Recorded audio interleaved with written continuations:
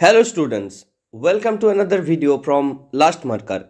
আজকের ভিডিওতে আমরা উচ্চ মাধ্যমিক 2024 সালের পলিটিক্যাল সায়েন্সের গুরুত্বপূর্ণ চ্যাপ্টার রয়েছে, যেটা দেখে নাও। প্রথম অধ্যায় অর্থাৎ আন্তর্জাতিক সম্পর্ক।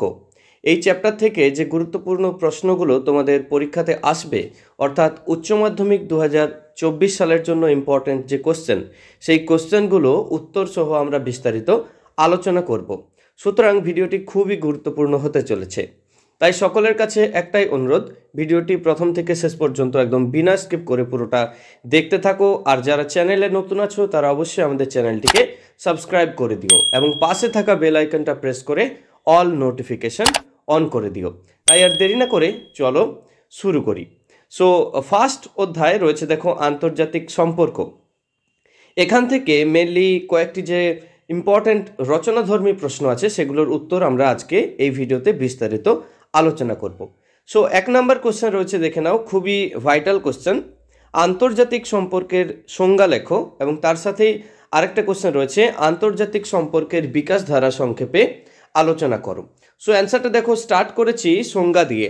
না, আন্তর্জাতিক সম্পর্ক বিশ্বের নানা দেশের মধ্যে পারস্পরিক সম্পর্ক, অরাষ্ট্রীয় সংস্থা, প্রতিষ্ঠান, ক্ষমতা, রাজনৈতিক মতায়ন, যুদ্ধ, শান্তি, নিরস্ত্রীকরণ, আন্তর্জাতিক সংগঠন, স্বার্থগোষ্ঠী, প্রচার, কূটনীতি, জনমত, বিশ্ব বাণিজ্য, বিশ্ব পরিবেশ এবং সন্ত্রাসবাদের মতো বিষয়ে গুরুত্ব দিয়ে আলোচনা করে। সো দেখো, প্রসঙ্গত আজকের পরিপ্রেক্ষিতে আন্তর্জাতিক সমাজ থেকে বিচ্ছিন্ন হয়ে কোনো দেশ টিকে থাকতে পারে না। নিজ অস্তিত্ব রক্ষার তাগিদে আন্তর্জাতিক সমাজে দেশগুলির পারস্পরিক সম্পর্ক বজায় রেখে চলে এবং রাষ্ট্রগুলির এই পারস্পরিক সম্পর্ককে সাধারণ অর্থে আন্তর্জাতিক সম্পর্ক বলে।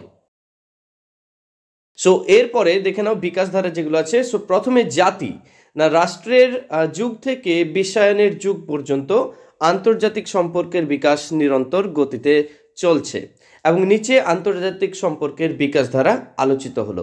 সো দেখো, জাতি রাষ্ট্রের উদ্ভব। সো এটা আমরা দেখতেই পাচ্ছি, পয়েন্ট আকারে লেখা আছে, তোমরা ভালোভাবে দেখে নিও। আমি জাস্ট পয়েন্টগুলো একটু বলে দিচ্ছি। না, প্রাচীন নগর রাষ্ট্রের ক্রমবিবর্তনের ধারার মধ্যে জাতি রাষ্ট্র বা আধুনিক কালের রাষ্ট্র ব্যবস্থা গড়ে উঠেছে।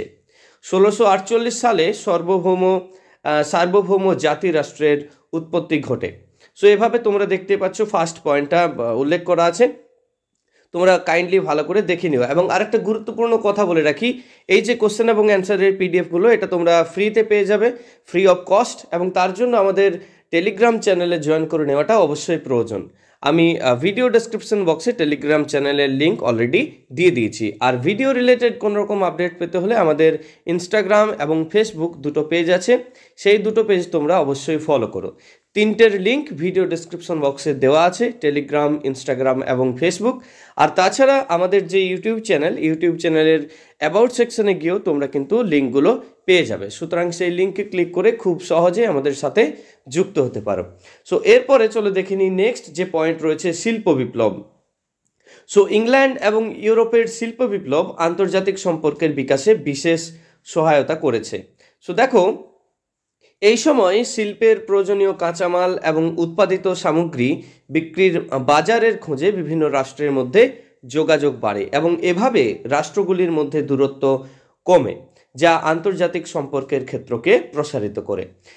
পরের পয়েন্ট রয়েছে দেখো, প্রথম বিশ্বযুদ্ধ এবং তারপরে রয়েছে দেখো দ্বিতীয় বিশ্বযুদ্ধ। সো এই পয়েন্টগুলো তোমরা কাইন্ডলি ভালো করে প্রিপেয়ার করো। নেক্সট স্লাইডে আমরা দেখে নেব, দেখো, নয়া বিশ্ব ব্যবস্থা। না, 1991 সালের সোভিয়েত ইউনিয়নের পতনের পর নয়া বিশ্ব ব্যবস্থা গড়ে ওঠে এবং স্বাভাবিকভাবে সারা পৃথিবীতে আমেরিকা যুক্তরাষ্ট্র একক মহাশক্তি হিসেবে আধিপত্য বিস্তার করে।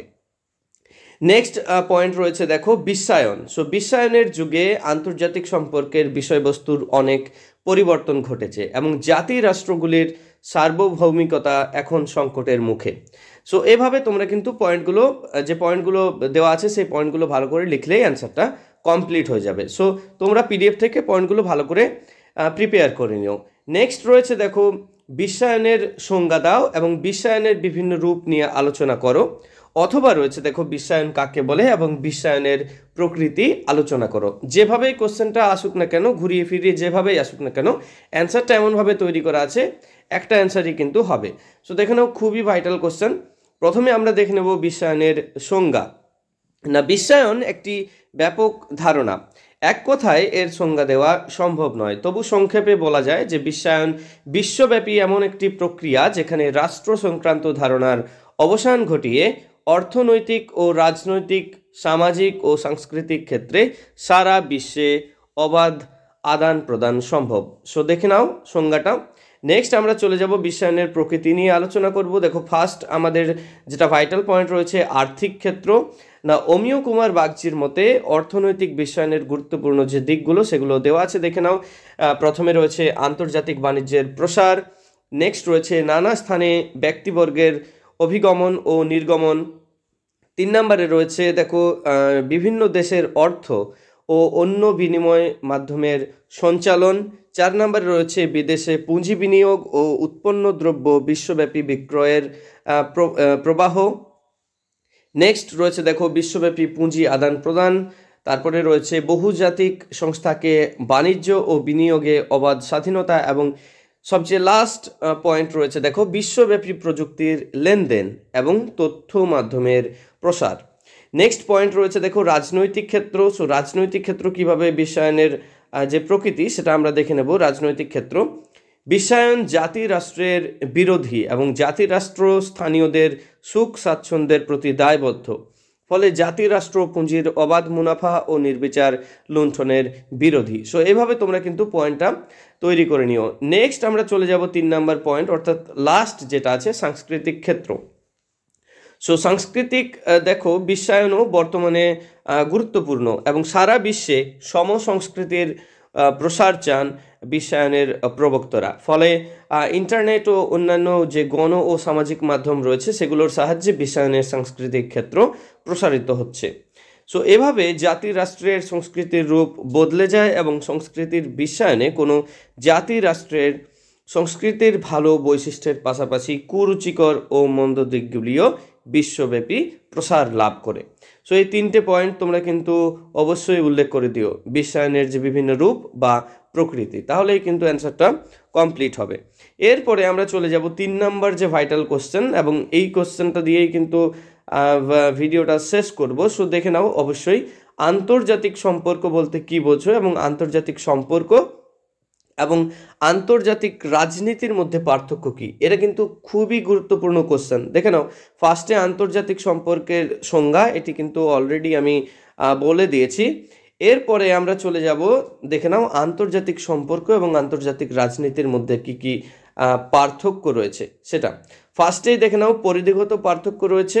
হ্যাঁ, নেক্সট রয়েছে দেখো বিষয়বস্তুগত পার্থক্য। তোমরা কাইন্ডলি পয়েন্টগুলো একটু ভালো করে দেওয়া আছে, পয়েন্টগুলো তোমরা ভালোভাবে দেখে নিও। সো এই দুটো যে পার্থক্য, পরিধিগত পার্থক্য এবং বিষয়বস্তুগত পার্থক্য, এই দুটো কিন্তু তোমরা অবশ্যই ভালোভাবে প্রিপেয়ার করো। আর বললামই আমাদের যে পিডিএফটা তোমরা ফ্রিতে পেয়ে যাবে, তার জন্য অবশ্যই আমাদের অফিসিয়াল টেলিগ্রাম চ্যানেলে জয়েন করে নাও। আর এর পরের যে ভিডিও, সেই পরের ভিডিওগুলোতে আমরা এসএকিউ এমসিকিউ প্রত্যেকটা চ্যাপ্টার ওয়াইজ আমরা কিন্তু সাজেশন ভিত্তিক প্রশ্ন এবং তাদের উত্তর নিয়ে আসব। সো অবশ্যই তোমরা আমাদের চ্যানেলে চোখ রাখো, এবং যারা যে সমস্ত বন্ধুরা তোমাদের এখনও পর্যন্ত আমাদের চ্যানেলে আসোনি তাদেরকে অবশ্যই চ্যানেলটা শেয়ার করে দিও। এবং খুব জলদি আমাদের পরের যে বাকি সাবজেক্টগুলো আছে, ইভেন এরকম করে হিস্ট্রি আসবে, তারপরে জিওগ্রাফি, এগুলো সব আমরা একের পর এক ইন্ডিভিজুয়াল প্লেলিস্ট বানিয়ে দেবো, এবং সেখানে তোমাদের কিন্তু প্রশ্ন এবং উত্তর পেয়ে যাবে। সো অবশ্যই চ্যানেলে চোখ রাখো। আর আজকের ভিডিওটি যদি ভালো লেগে থাকে তাহলে অবশ্যই একটা লাইক করে দাও এবং বন্ধুদের সাথে শেয়ার করতে ভুলো না। দেখা হচ্ছে পরের আরেকটি ভিডিওতে। ধন্যবাদ।